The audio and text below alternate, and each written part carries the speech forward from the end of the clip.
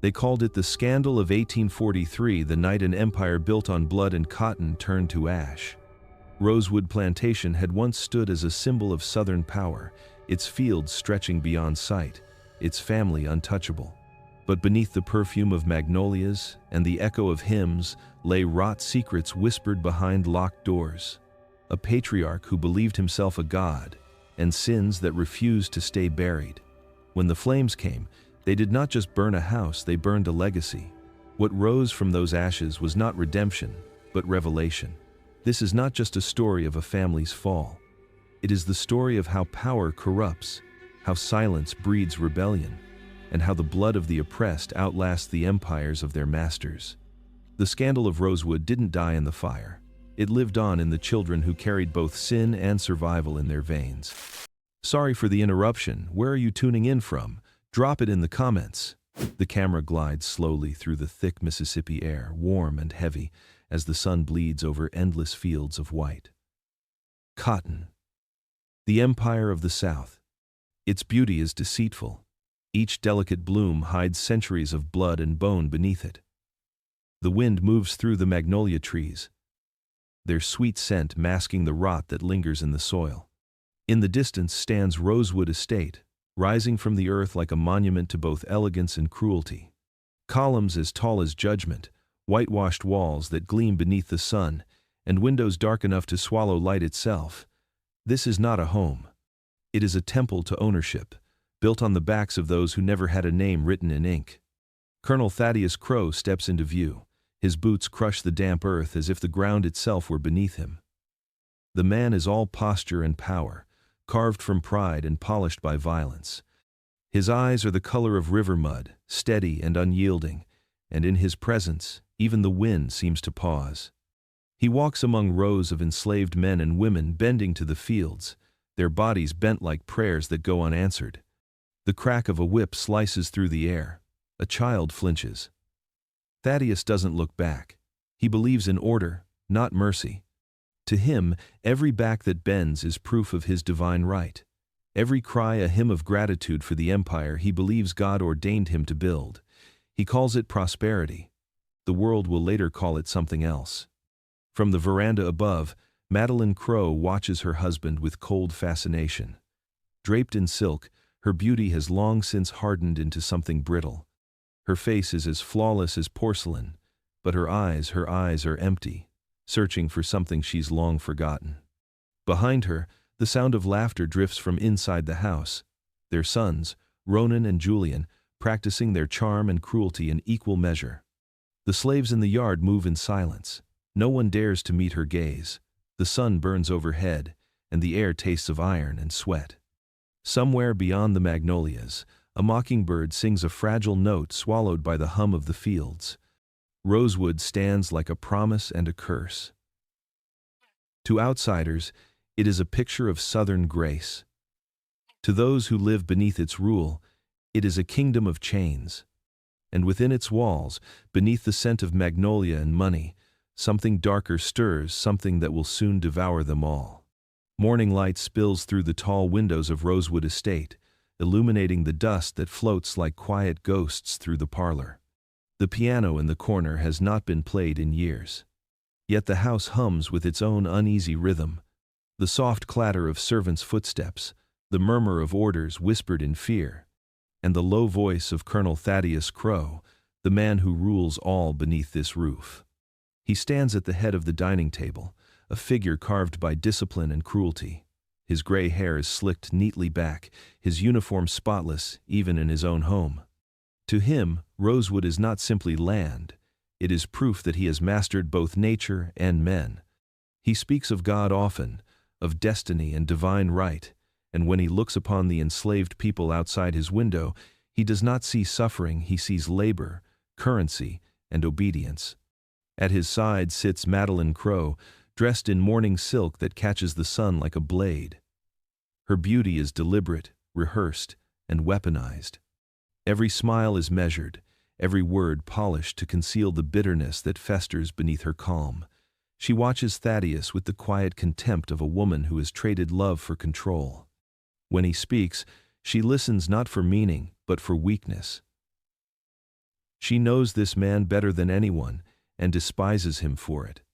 Across the table, their eldest son Ronan leans back in his chair, smirking at the servants as they pour his coffee. His confidence is dangerous, inherited straight from his father's cruelty. He believes himself untouchable, the heir to an empire built on human pain. He drinks it all in the power, the fear, the obedience. Beside him, Julian sits in silence.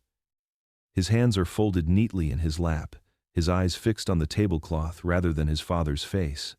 He is the only one who still seems to hear the echoes of those who suffer beyond the walls. In the quiet moments, when the laughter fades and the conversations turn hollow, guilt presses on his chest like a weight he cannot shake. Outside, the bells ring to signal the day's labor. Inside, the crows eat in perfect silence. And in that silence, you can almost hear it, the first cracks forming in the foundation of rosewood, the whisper of rebellion taking its first breath. The Crow family embodies everything the Old South worships: beauty, wealth, and control. Yet beneath the polished surface, their home is a house of ghosts. Thaddeus is the iron spine of rosewood, a man who believes suffering is proof of divine order. His empire is built not just on cotton, but on fear, and every command he gives feels like a sermon to himself. Madeline, once a belle of charm and grace, has grown venomous in her gilded cage. Her silence is not submission, it is calculation. She navigates her world with the precision of a blade, turning affection into manipulation. Ronan, their firstborn, is his father's reflection made flesh.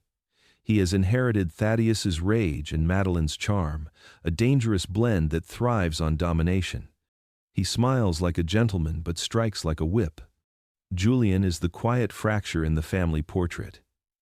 Sensitive, withdrawn, and burdened by conscience, he walks the estate like a ghost of his own bloodline, present but never belonging. Together they form the heart of Rosewood's illusion, a perfect southern family framed in sunlight and magnolias, while the darkness beneath their name spreads like rot through every brick and field.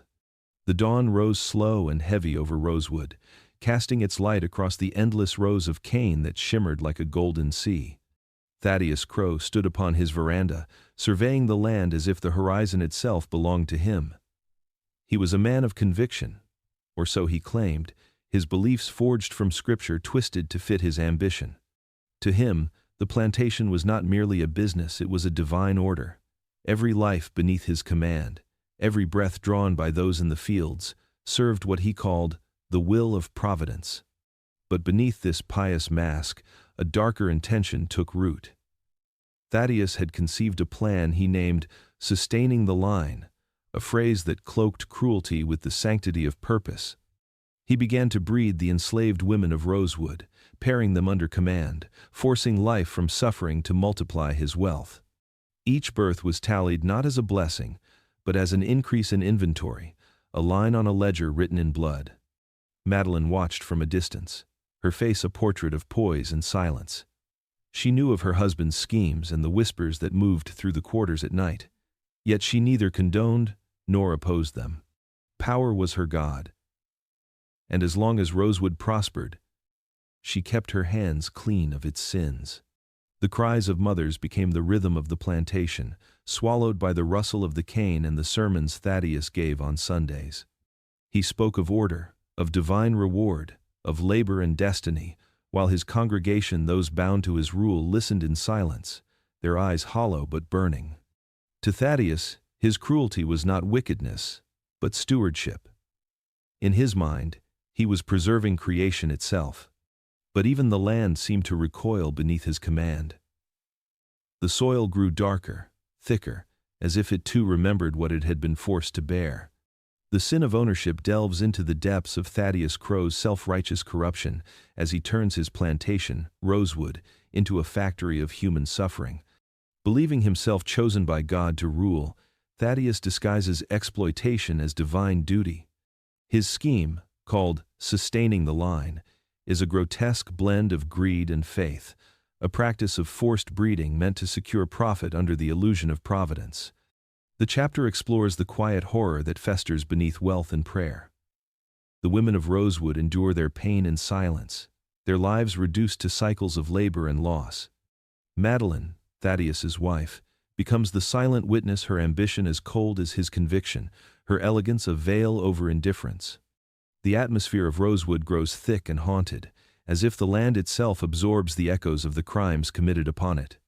Religion, commerce, and cruelty merge into one seamless ideology, painting Thaddeus not as a villain in his own eyes, but as a chosen custodian of order.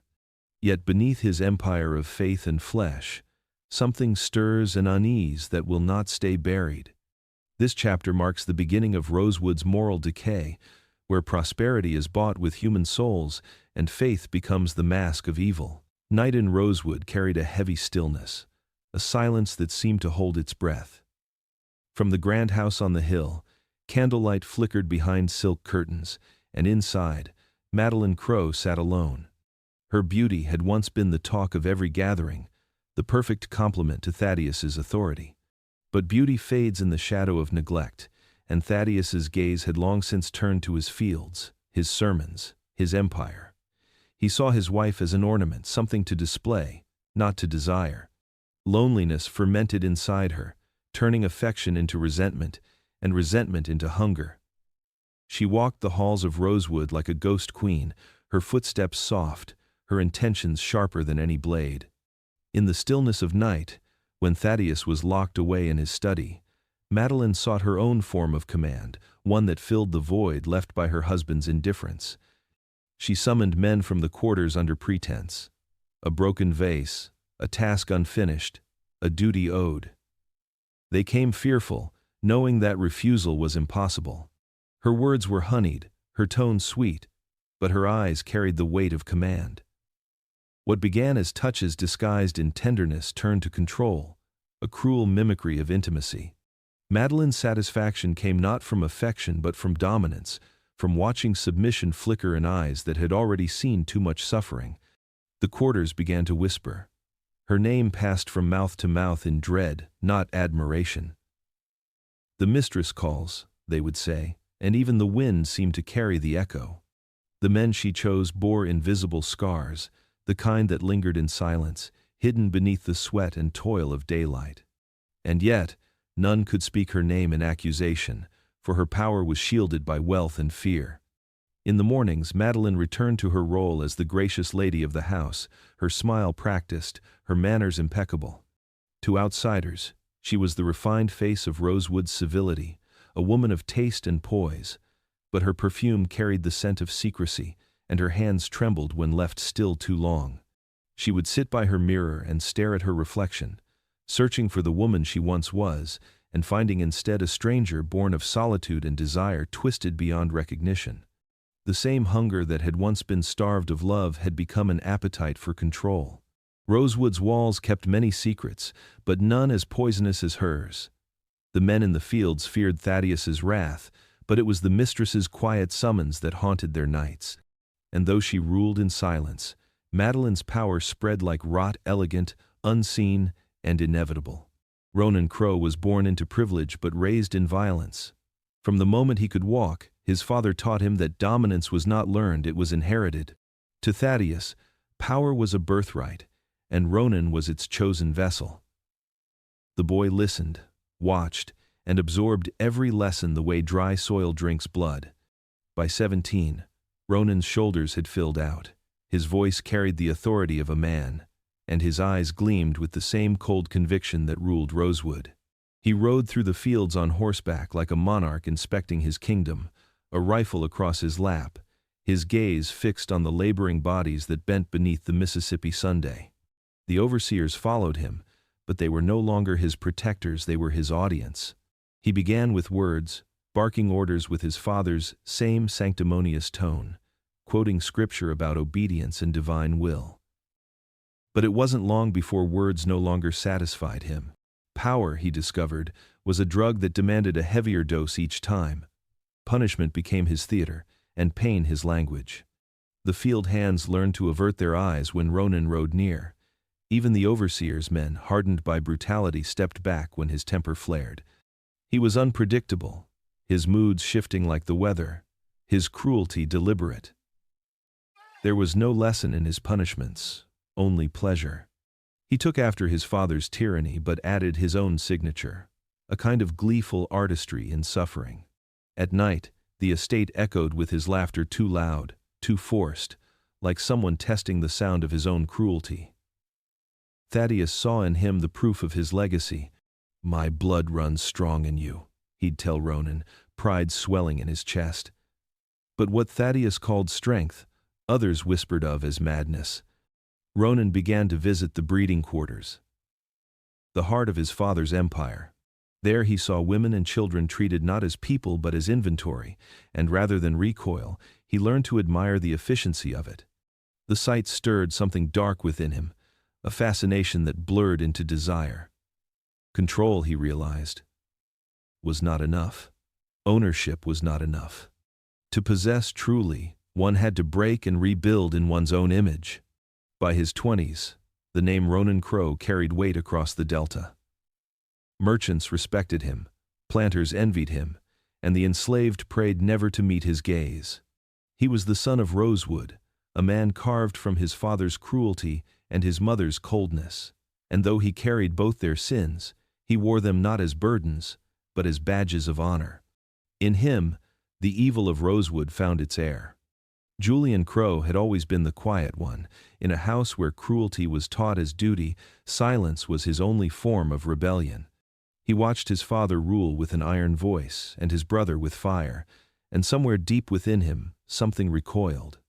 He could never quite name it pity, perhaps, or guilt, but it burned quietly, a hidden ember in a place where compassion was forbidden. The boy Samuel came into his life one summer morning. He was small, thin, and quick-witted, with eyes too sharp for his age. Thaddeus had purchased his mother, a seamstress with delicate hands, and the child came with her another entry in the ledger, another life to be owned. Yet when Julian first saw Samuel, it wasn't ownership he felt, it was recognition. The boy's eyes met his without fear, and in that gaze, Julian saw something dangerous: awareness. At first, he spoke to Samuel in passing, a question here, a gentle word there. He slipped him extra bread, a book left where the boy could find it.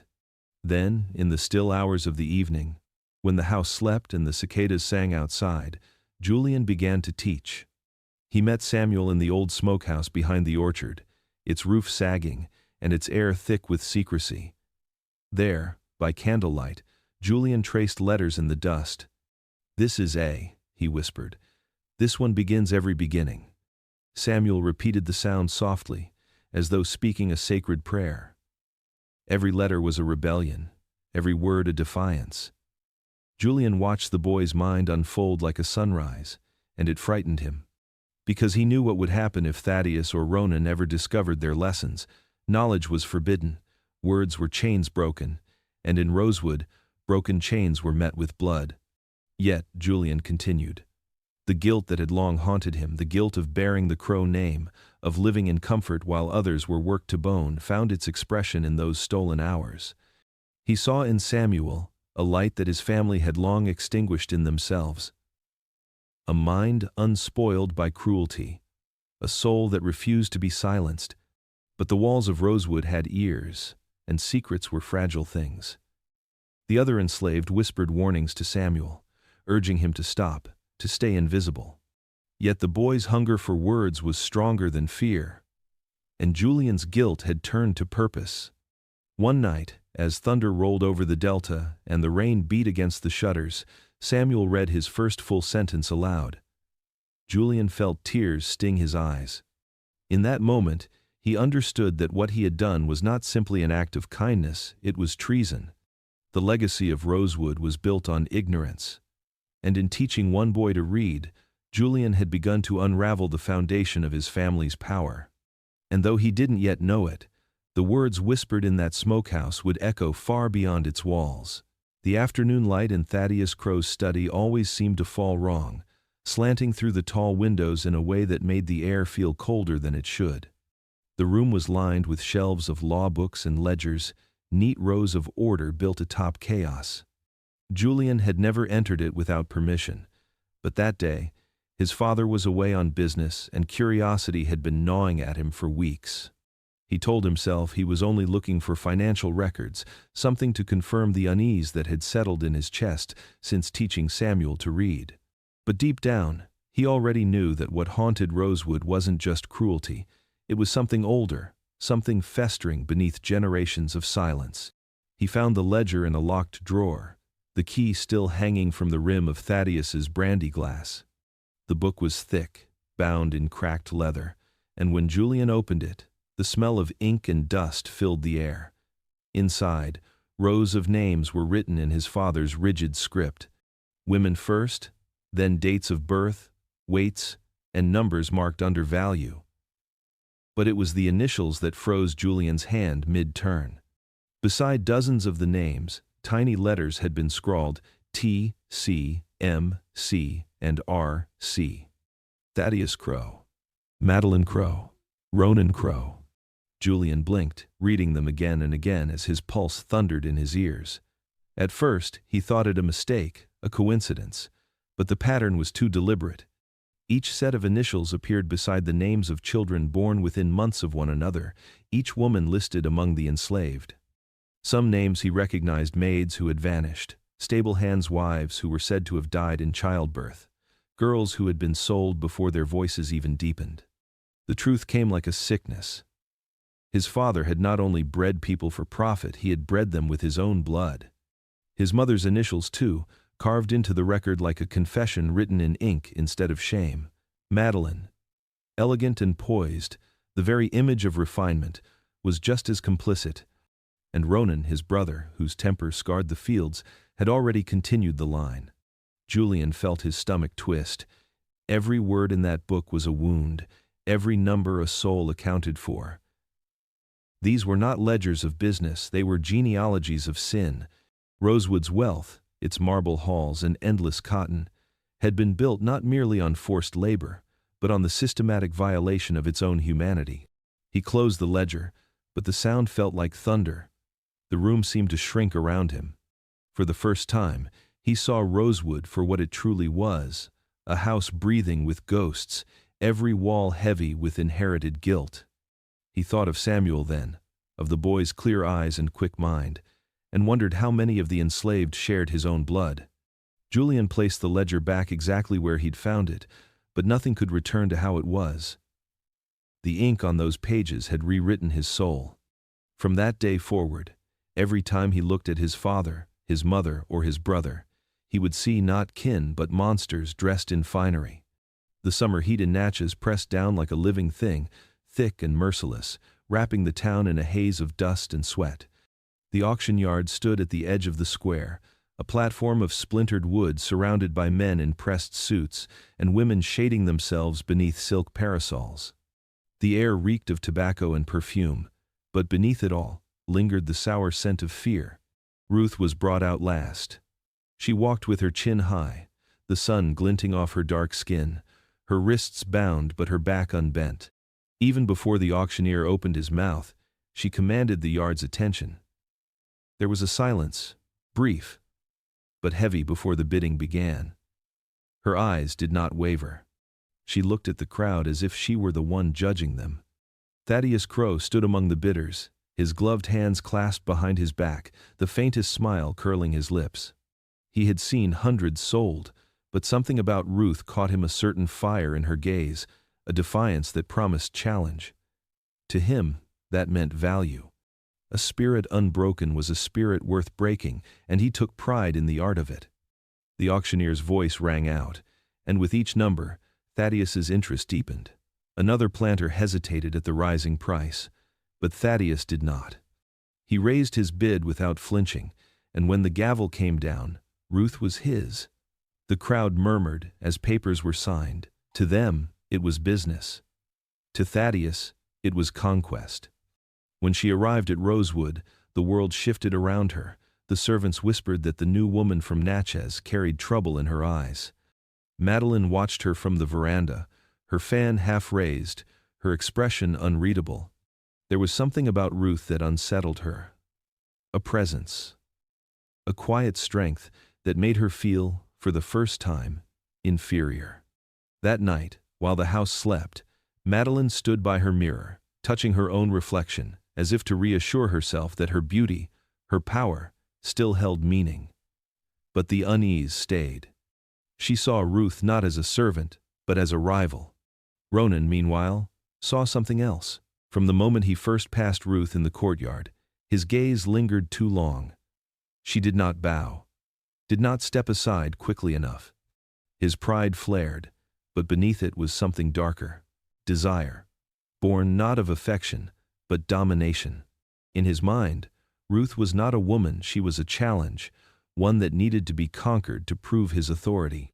Thaddeus saw profit. Madeline saw competition. Ronan saw possession. None of them saw the truth, that Ruth's arrival marked the beginning of Rosewood's unraveling. Because unlike those before her, Ruth carried something no whip could erase, a will strong enough to crack the foundation of the house beneath the magnolia trees. The night was heavy with the smell of rain and iron. Thunder rolled low across the fields as if the heavens themselves warned of what was about to happen. Ruth had been at Rosewood for only a month, yet her presence had already disturbed the balance of power that had ruled the estate for years. She worked without complaint but bowed to no one. Her eyes met those of her oppressors without fear, and that defiance, quiet but undeniable, was enough to provoke violence. Ronan Crowe had been circling her from the beginning, his attention disguised as authority. He found reasons to summon her to the main house, fabricated mistakes, imagined disobedience. Each time, she stood her ground, her silence sharper than any insult. It enraged him. He was not accustomed to resistance. When he looked at Ruth, he saw not a person but a challenge to his inherited power, and that challenge demanded to be broken. One night, he entered the storage shed where she was kept after a day's work. The lantern light trembled on the walls as he stepped closer, his breath heavy with drink. When he reached for her, Ruth struck him. Her hand met his cheek with the force of every woman silenced before her. The moment hung suspended in the air. Then came the storm. Ronan's rage exploded. He beat her until his knuckles split, until the air was thick with dust and blood. She did not beg. She did not scream. Even as she fell, she kept her eyes on him, and that stare haunted him more than any cry could have. When it was done, she lay motionless, her body broken but her spirit intact. The following morning, whispers spread through the quarters like wildfire. Ruth fought back. The words carried awe and terror in equal measure. By sundown, the entire plantation knew. The enslaved spoke her name in secret, a name now made sacred by resistance. Thaddeus Crowe was furious. He summoned Ronan, saw the scratches on his son's face and the fear behind his arrogance. Then he ordered silence. Every man and woman on the estate was warned one word about Ruth's defiance, and punishment would follow. Her body was hidden away, her name forbidden to speak. But silence has a way of cracking under the weight of truth. The more Thaddeus demanded quiet, the more the whispers spread. In the shadows, Ruth became something more than flesh and bone. She became legend. The woman who stood against the Crows, the one who refused to bow. That night, as rain finally began to fall, it was said that the sound against the magnolia leaves was not thunder, but the voice of Ruth herself, defiant, unbroken, and eternal. The air inside Rosewood had grown strange since Ruth's defiance. Servants walked with their heads lower, the overseers spoke in hushed tones, and even the birds seemed to avoid the magnolia trees that lined the drive. Something had shifted. Ruth's name was never spoken aloud, yet her presence clung to the house like the scent of rain before a storm. Madeline Crowe watched it all from the parlor window, her fan moving lazily in her hand, her expression calm but her thoughts alive with venom. She had seen the look in her husband's eyes when he spoke of Ruth, how it flickered with that same hunger he once turned toward her, years ago, before age and cruelty replaced affection. Jealousy and rage mingled inside her like slow poison. But she was not a woman who struck in anger. She planned. She calculated. She waited. When she finally called for Ruth, the invitation came through a servant, polite and proper. Ruth, still weak from her beating but alive through sheer will, was led into the grand hall where the mistress waited in her chair of carved mahogany. The air between them was thick with quiet hostility. Madeline smiled first, a soft and deliberate curve of her lips. "You are fortunate," she said, her tone smooth as cream. "Few who defy this house live long enough to see another day. My husband has a temper, but I can protect you from it." Ruth said nothing, her eyes fixed ahead. "In return," Madeline continued, leaning forward, "you will do something for me. You will entertain the Colonel's attentions. You will play his game. And when he tires of you, as he tires of everything, I will see that you are safe. You will have your place here, untouched." Ruth's jaw tightened. She understood the trap. Madeline was not offering mercy, she was offering corruption. The mistress wanted her husband to fall, to be consumed by his own desires. If Ruth submitted, the scandal would not only destroy Thaddeus's reputation, but stain the legacy of Rosewood itself. When Ruth spoke, her voice was steady. "You want me to be your weapon?" Madeline's smile deepened. "My dear, in this house, survival is the sharpest blade." Ruth left without agreeing, but Madeline knew the seed had been planted. Her plan was not about saving Ruth, it was about vengeance. Years of humiliation, of being a trophy and nothing more, had hardened her into something crueler than her husband ever realized. If Thaddeus could debase their name for profit, she would destroy it for pleasure. That night, she stood before her mirror once again, the candlelight trembling against her reflection. "Let the world see him for what he is," she whispered to her own image. "A beast in the body of a man." Outside, the magnolias swayed in the wind, their blossoms falling like pale ghosts against the soil. Inside, the mistress of Rosewood smiled, her heart blackened by triumph. The bargain had been offered, and though no word of it would ever reach the outside world, it was the first move in a game that would end with blood on the marble floors. The summer of 1844 brought with it a suffocating heat that seemed to cling to the skin, thick and relentless. The air inside Rosewood hung heavy with something darker than humidity. Whispers had started again, quiet, cautious, and deadly. Ruth had gone into hiding weeks before, confined to a shuttered room behind the old servants' quarters.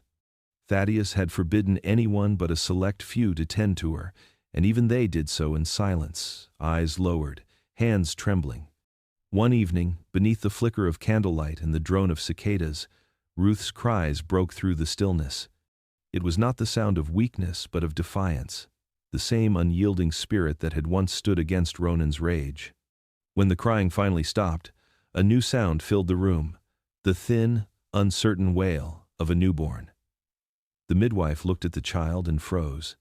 His skin was darker than Thaddeus's but lighter than Ruth's, and his eyes, when they opened, glimmered pale gray. The mark was unmistakable. By morning, word had reached Madeline. She stood at the doorway as Ruth held the child to her chest, her face slick with sweat, her body trembling from exhaustion. Madeline's expression did not change. She simply stared, taking in the child's features, the faint trace of her husband's bloodline imprinted on the infant's face. "Eli," she said finally. "That will be his name." Ruth lifted her gaze, confusion and fury mixing in her eyes.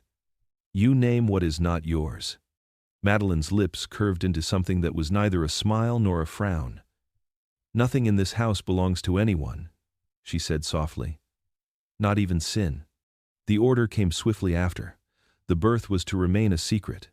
The child would be raised among the enslaved, hidden from the eyes of society, but never far from the house that birthed his curse.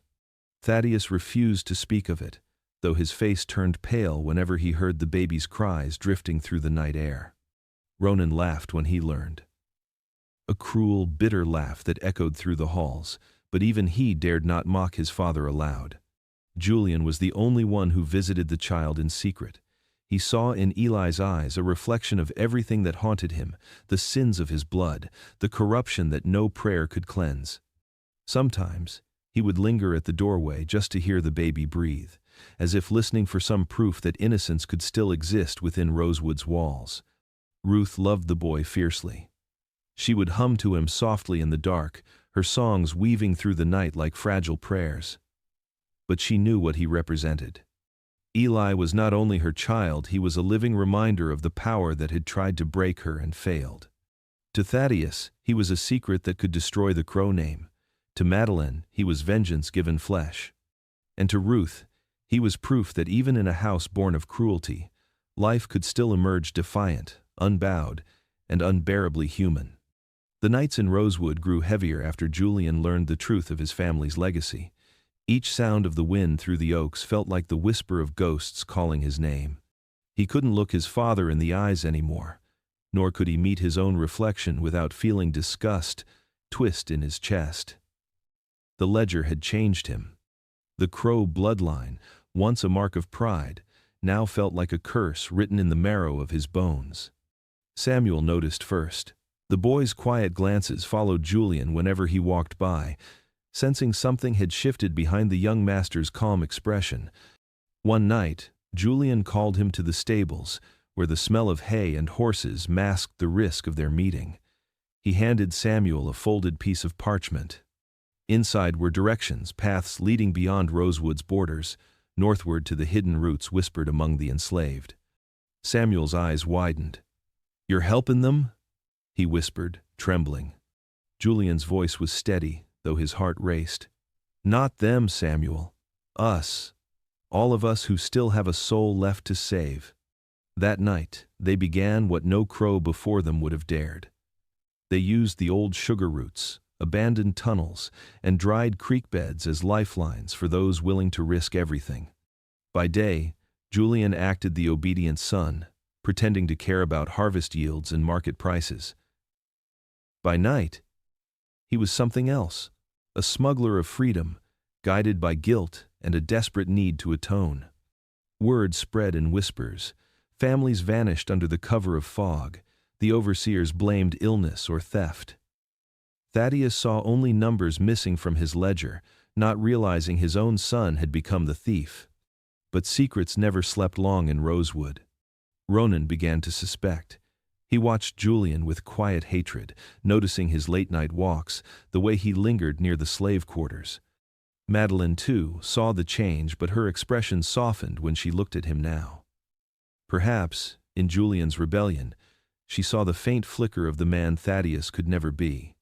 One night, Samuel returned bloodied and breathless. "They caught one of us," he said. "The overseer knows someone's helpin'." Julian's heart froze. Every sound in the plantation, the crickets, the whippoorwills, the distant rustle of trees seemed to fade into silence. He realized then that his redemption would come with a price, and that the walls of Rosewood were closing in. But for the first time in his life, Julian didn't care about the cost. He had crossed a line that could never be uncrossed. And beneath the suffocating Mississippi night, he felt something he hadn't known in years, the fragile, trembling pulse of freedom. Rumors have a way of traveling faster than truth in Mississippi heat. By the time the morning bells rang across Rosewood, whispers had already crossed the river, slithered through the cane fields, and settled in the parlors of every nearby plantation. They spoke of a child born in the quarters, a white child with pale eyes and skin too light to be denied. The story came in fragments from a merchant's wife, a drunken overseer, a field hand who swore she saw the babe herself. By afternoon, it had grown into something monstrous. They called him the ghost child, the sin of a master made flesh. Madeline Crow sat at her vanity when the first letter arrived, its edges smudged with red wax. She broke the seal with trembling fingers and read the lines that dripped venom. "We hear the crows have bred beyond their kind. How fitting that sin finds its way home." Her reflection stared back at her, pale and furious. For years, she had cultivated the image of perfection, the proud lady of Rosewood. Now, that image was cracking, and she knew exactly whose blood ran through the cause. Thaddeus heard the rumors, too. The first mention reached him through a neighboring landowner, who laughed as he poured his drink. "Seems your family's legacy has grown a bit, too." Thaddeus didn't laugh. He slammed the glass so hard the rim shattered. That night, The entire house felt the storm of his rage. Servants were beaten for imagined slights, meals went untouched, and even Ronan kept his distance from the master's shadow. Down in the quarters, the whispers had a different tone. Hope flickered in them. The child, Eli, was not seen as shame but as proof. Proof that even among the powerful, blood could mix and truth could not be buried forever. Ruth stayed hidden, guarded by those who owed her courage. Samuel watched over her when he could, knowing the danger grew with every rumor that escaped the walls. Julian listened too, torn between dread and defiance. He knew that soon, every secret he'd tried to protect would spill into the open. The Crow name, carved into ledgers and headstones, was beginning to rot from within. By the end of the week, no one said the name Crow without a smirk or a whisper. The church ladies prayed louder on Sundays, the men at the tavern laughed over bourbon, and through the soft, humid air of Rosewood, a single truth floated. The empire of the Crows had been built on sin, and now that sin had found a voice. The summer of 1846 came heavy with heat and hunger. The crops had withered early, and Thaddeus Crow, desperate to preserve his profits, cut rations to the bone. The enslaved were given less than scraps to survive on. Mothers boiled roots and weeds. Children chewed bark to silence the ache in their stomachs. The air of Rosewood, once filled with the rhythm of labor, now carried only coughs, prayers, and the creak of whipcords cutting through silence. Ronan walked among the fields like a god of cruelty, his temper sharpened by rumor and resentment. He saw rebellion in every glance, insolence in every hesitation. Each lash he ordered fell heavier than the last, as if pain itself could hold his family's legacy together. But fear began to turn to anger. At night, whispers spread through the quarters, words of defiance, songs of old freedom rising like smoke. Julian could feel it building, a storm waiting to break. He begged his father to show mercy, pleaded with Ronan to stand down, but neither man would listen. Thaddeus had become obsessed with control. To him, hunger and punishment were divine tools, a way to remind the enslaved who held dominion over their lives. "They will eat when I command it," he said, voice thick with pride. "They will breathe when I permit it." The breaking point came when Ruth's son, Eli, fell ill. Fever burned through his small body. And when Ruth begged for medicine, Ronan laughed and turned her away. That night, something inside her broke, not with tears, but with quiet resolve. The next morning, when the overseer struck another man in the fields, the workers did not scatter. They rose. It started with a single blow, then another. In moments, the air filled with shouts and smoke. Tools became weapons. Fire caught the dry cane, and the once orderly rows of rosewood turned to chaos. From the veranda, Madeline watched the flames lick the horizon, her pearls trembling against her neck. Thaddeus roared for his men, but half had already fled. The other half turned on him with eyes full of hate. Julian ran toward the quarters, shouting for calm, trying to lead people away before Ronan's rifle found them. The sound of gunfire tore through the night. Ronan's voice bellowed commands, wild and furious, until it was drowned out by the roar of the blaze. By dawn, the air reeked of ash and blood. Rosewood's fields, once symbols of wealth, were now blackened bones stretching to the horizon. The Crow family, the dynasty of pride and cruelty, had finally met the fury it had sown, and in the smoke, somewhere between vengeance and justice, the old world began to burn away. The night split open with fire. The first flame caught on a bale of cotton, dry and eager, and within moments the fields of rosewood glowed like a false sunrise.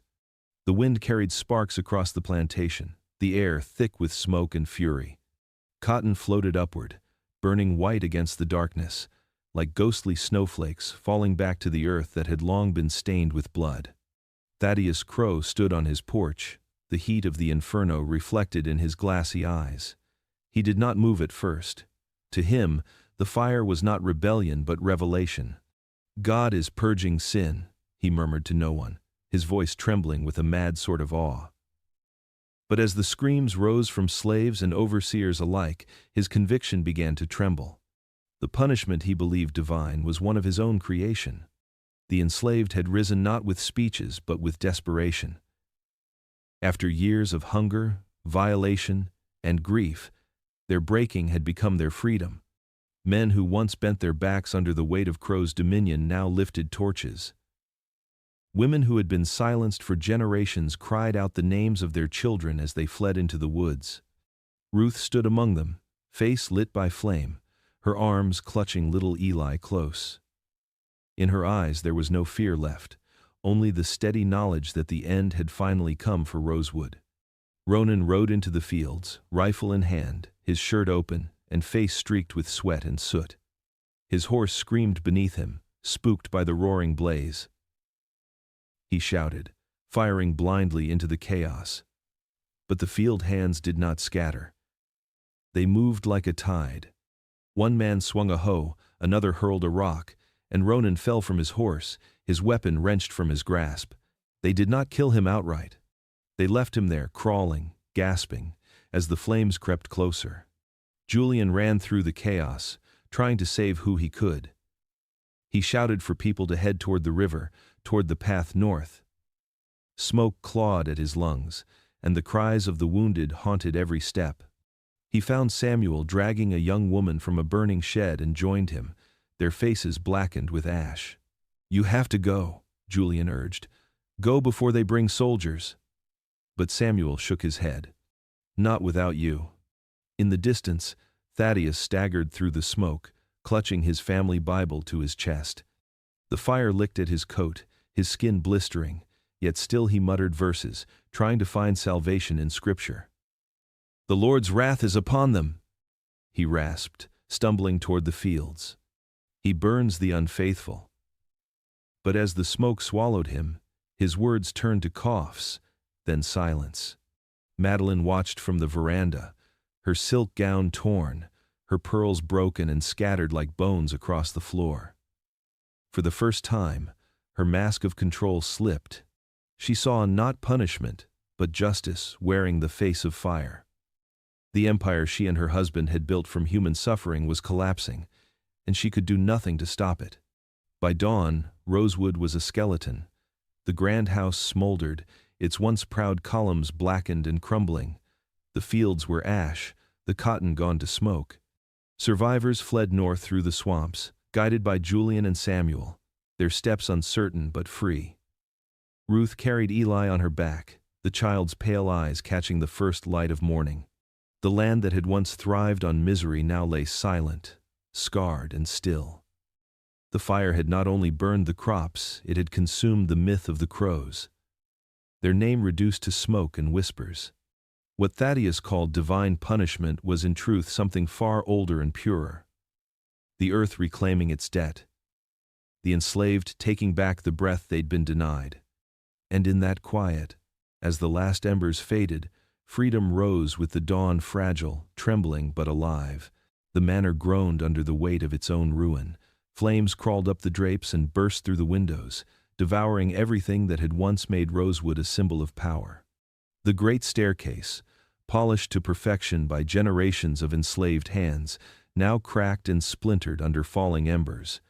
Amid the chaos, two brothers faced each other, the last sons of Thaddeus Crow, one driven by rage, the other by guilt.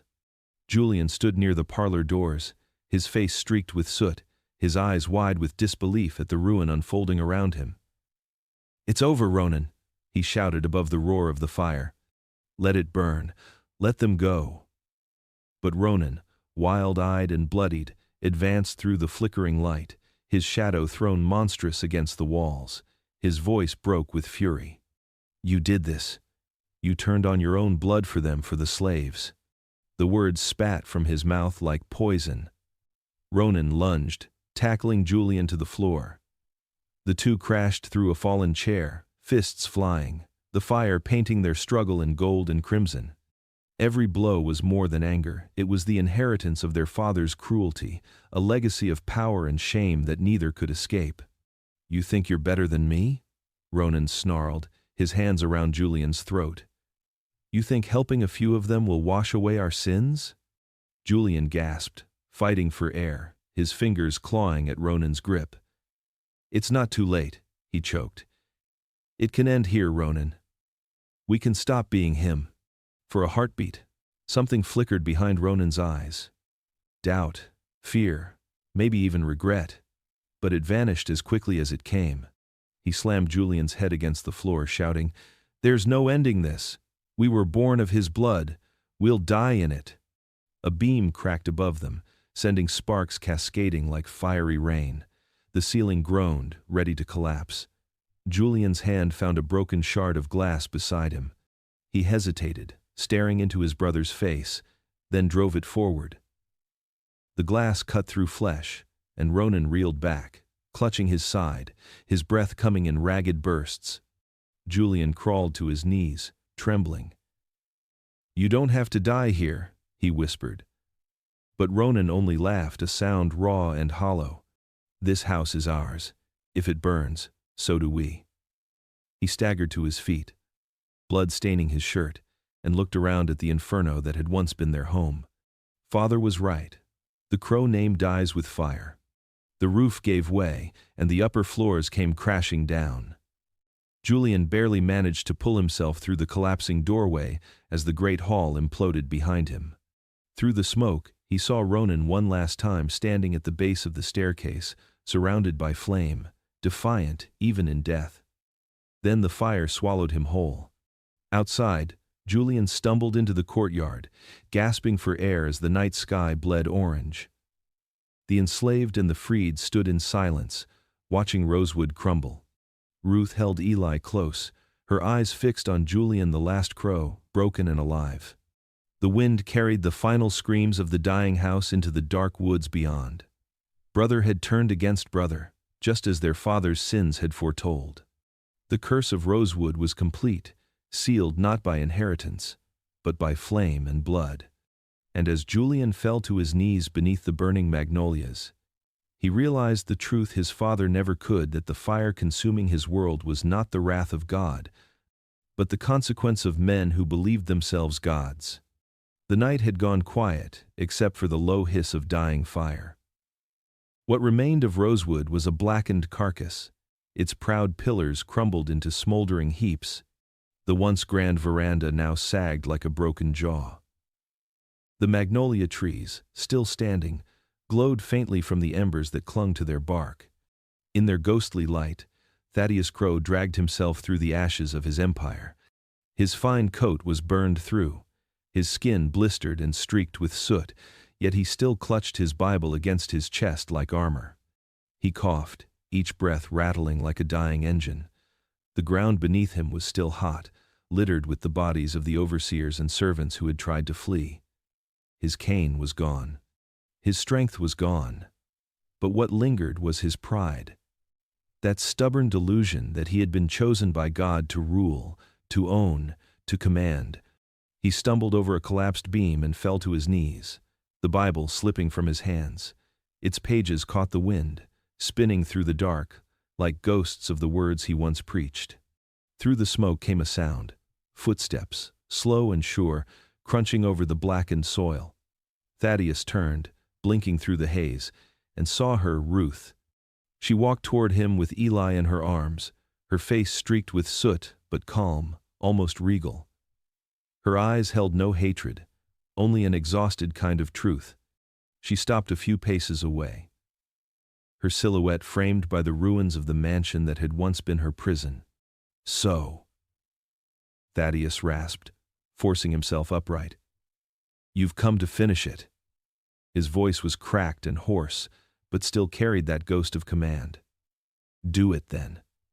You'll be no better than me." Ruth said nothing for a long moment. The flames reflected in her eyes like twin suns. When she finally spoke, her voice was low, steady, and filled with a weight that silenced even the wind. "No," she said. "That would make you right." She stepped closer, letting him see the boy's pale eyes, the mark of his bloodline, of his sin. "You built this place on bodies. You called it God's will, but look at what your God gave you. Thaddeus's lips trembled. "He tested me," he muttered. "He gave me dominion.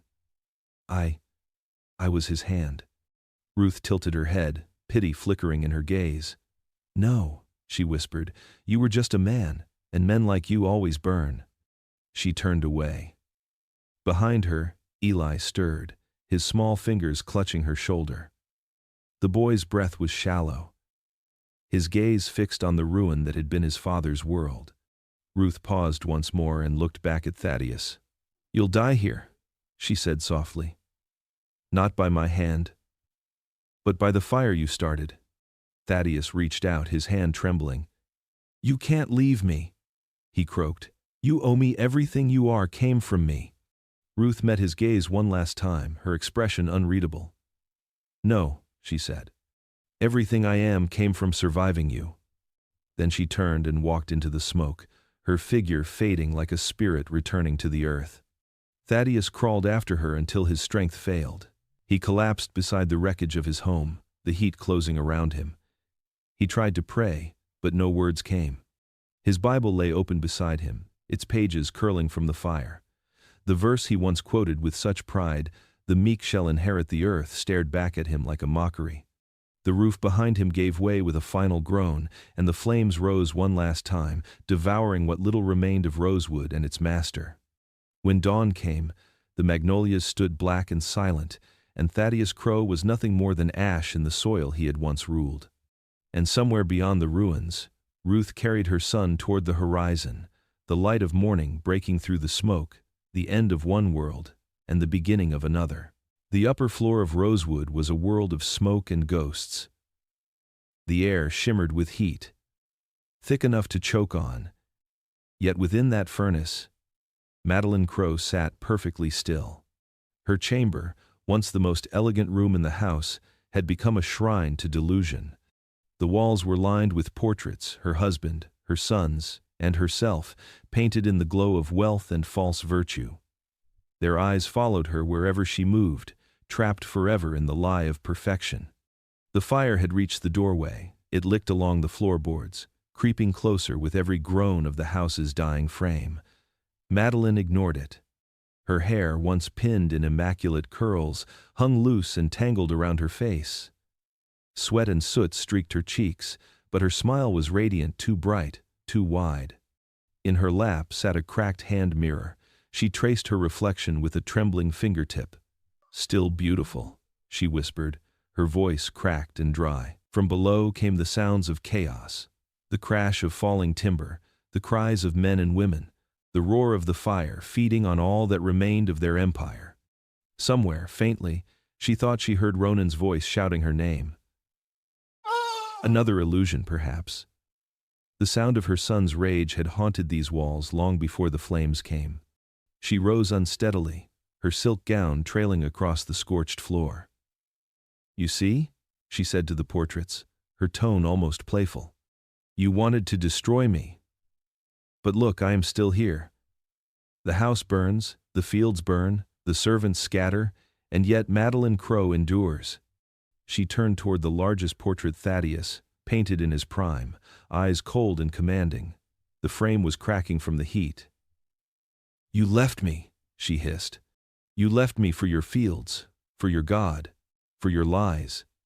You bred sin into the soil, and now you drown in it." She threw the mirror at the painting.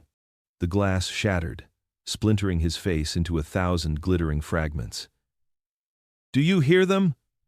she cried, laughter bubbling up from her chest. "They're singing out there, the ones you thought you owned. They're free now. And I—" She pressed her hands to her chest. "I am free too." The laughter grew, raw and unrestrained. It echoed through the burning corridors, mingling with the crackle of collapsing beams. The room around her glowed brighter as the curtains caught fire. The portraits began to melt, faces smearing, smiles distorting, eyes turning black. Still, Madeline laughed. It was not joy. It was release, the sound of a mind breaking under the weight of its own lies. She sank into her chair, gazing up at the flames spreading across the ceiling. The heat shimmered like sunlight on water. In her mind, she saw a grand ball, the chandeliers blazing, the guests smiling and bowing to her. She rose to curtsy, her gown aflame, her laughter rising to a fevered pitch. "Welcome to Rosewood," she whispered. "Welcome home." The roof gave way above her, and the night poured in sparks, ash, and smoke swirling together in a furious storm. The portraits burned away, the paint bubbling off the canvas until only blank faces remained. Madeline's laughter echoed once more, faint and distorted, before the flames consumed the last of her voice. When morning came, the room was nothing but rubble and blackened stone. The portraits were gone. The chair was a pile of cinders. Yet among the ashes, a single pearl earring lay untouched, glinting faintly in the new light. It was the last trace of Madeline Crowe, the mistress of Rosewood, who died not in shame or fear, but in the delusion that she had won. The night swallowed the world in silence, save for the rasping breath of those who fled beneath the broken moon. Smoke rose in the distance like a wounded specter, the remains of Rosewood glowing red against the horizon. The plantation that had ruled over lives for generations now smoldered, its bones cracking in the heat of justice and ruin. Julian staggered through the knee-deep water, carrying a torch no brighter than the fire that burned inside him. Each step felt heavier than the last, but stopping meant dying. Ruth led the way, her torn dress clinging to her skin, her hand never leaving Eli's. The child's face was streaked with soot and tears, but his eyes burned with something ancient, something that frightened even her. He said nothing, only watched the world around him as if he understood that everything he had ever known was ending. Samuel trudged behind them, wounded but silent, his arm draped across his chest where the last fight had torn into him. The swamp whispered with life. Frogs croaked. The wind brushed through the cypress trees like breath through a dying man's lungs. They could still hear the faint echo of gunfire in the distance, the final gasps of those who chose to die with Rosewood rather than live free beyond it. Julian turned back once, staring at the horizon where the great house had once stood, its white walls now blackened by fire. "It's gone," he whispered, as if saying it aloud made it real. Ruth didn't look back. "It was gone long before tonight," she said softly. "We're just walking away from the grave." They moved through the mire until the smoke thinned, and the scent of burning wood gave way to the damp rot of the swamp. Fireflies glimmered around them, little sparks of gold hovering like spirits guiding the lost. Eli stumbled, and Ruth lifted him into her arms. He clung to her neck, whispering something she couldn't quite make out. "What is it, child?" she murmured. He pointed toward the water. "They're watching us." She followed his gaze. Ripples disturbed the surface, faint and rhythmic, but no creature showed itself. Only the reflection of the moon trembled in the dark current. Ruth shivered but said nothing. There were enough ghosts tonight. Hours passed, the swamp gave way to higher ground, and they found a hollow beneath a cluster of oaks. Exhaustion dragged them down. Julian dropped to his knees, staring at his hands, stained with blood that was not entirely his. Samuel sat beside him, leaning back against the roots, his breathing shallow. Ruth laid Eli down beside her and covered him with her shawl. For the first time, she allowed herself to look at Julian. "What now?" she asked. Julian stared at the sky, where the stars pierced the smoke like distant promises. "We go where Rosewood can't reach us. North, maybe, or farther, as long as he's alive." He nodded toward the boy. Ruth looked at Eli sleeping now, his small hand curled against her chest. "He carries too much of that place," she said quietly. "Then we teach him what freedom feels like," Julian said. His voice trembled, but there was steel beneath it. The wind shifted, carrying the faint sound of thunder from far away. The storm was coming, but they no longer feared it. As dawn crept over the swamp, turning the mist into silver, the survivors rose again. Ruth led the way, her eyes fixed on the horizon. Behind her, Julian followed, his hand resting on the pistol at his belt, though he prayed he'd never have to use it again. Samuel limped after them, his steps slow but steady. Eli awoke as the first light touched his face. He looked back once more, toward the direction of Rosewood, where smoke still bled into the sky. His lips parted, and in a voice too soft for the others to hear, he whispered, "Goodbye." The swamp swallowed the sound, the wind carried it away. And with that, the last children of Rosewood disappeared into the dawn, leaving behind the ashes of their past and stepping into a world that had yet to learn their names. By the summer of 1843, the South was fevered with rumor. In parlors thick with cigar smoke and whispered gossip, the story of the Crow family's ruin spread like wildfire. No one could say for certain what had happened that terrible night, but everyone claimed to know. Some said the fire was an act of vengeance by the enslaved. Others swore it was divine punishment for sins too dark to name. And though every version of the story differed, they all ended the same way. The mighty Crows had fallen, and Rosewood Plantation was nothing but ash. In Charleston, Savannah, and New Orleans, the tale was repeated with trembling fascination. Old men leaned across tavern tables to tell how the patriarch had gone mad and turned against his own blood. Women clutched their pearls as they whispered of forbidden love between siblings, of a mother who lost her mind and laughed as the house burned around her. The details grew more lurid with every retelling, but the truth, as always, hid beneath the smoke. The newspapers printed what little they knew. "The Tragedy of Rosewood," one headline read. "Prominent family consumed by fire and scandal." But even the ink could not capture the full measure of the fall. The Crows' fortune had vanished, their land seized by creditors, their slaves scattered or gone. In the charred remains of the great house, nothing remained of the legacy Thaddeus Crow had built, except the smell of burnt wood and the faint outline of a family crest melted into the stone. Yet not all had perished. Far to the north, in a small town no one thought to search, Ruth walked with her son through quiet fields untouched by blood or fire. The boy, Eli, was taller now, his eyes dark and steady.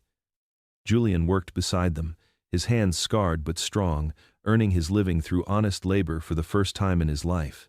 Samuel had gone farther still, taking others like him toward safer lands, where no man could own another. At night, when the wind moved through the trees, Ruth sometimes thought she heard the old songs again, the voices of those who had lived and died under the Crow name. But they no longer sounded mournful. They were free. In the cities, Rosewood's story became a parable. Ministers preached of the wages of sin. Aristocrats used it to remind their children that pride could undo any dynasty. The scandal became legend, a Southern ghost story told at grand dinners and whispered by servants after dark. Yet what none of them knew, what none of them could bear to imagine, was that the blood of the Crows still ran strong not in marble halls or gilded drawing rooms, but in the veins of those they had once tried to chain. The line endured in silence. It labored in the fields, then learned to read. It survived the years that followed the war, the hunger, the slow rebuilding. And in that quiet, something remarkable took root, a new legacy, born not from cruelty or wealth, but from endurance. Generations later, the name Crow would be spoken again, though few would remember where it came from. It would rise from forgotten graves and lost bloodlines, carried by people who owed nothing to the empire that once claimed them. In the end, Rosewood did not die in fire. It was reborn in those who had escaped it. The plantation's ashes fed the earth, and from that soil grew something purer than gold, freedom, fragile and fierce. And so the South remembered the scandal of 1843 not just as a tragedy, but as a warning. The house that had ruled through fear was gone, its secrets swallowed by time. But beneath the ruin, the truth whispered on, waiting for those who dared to listen.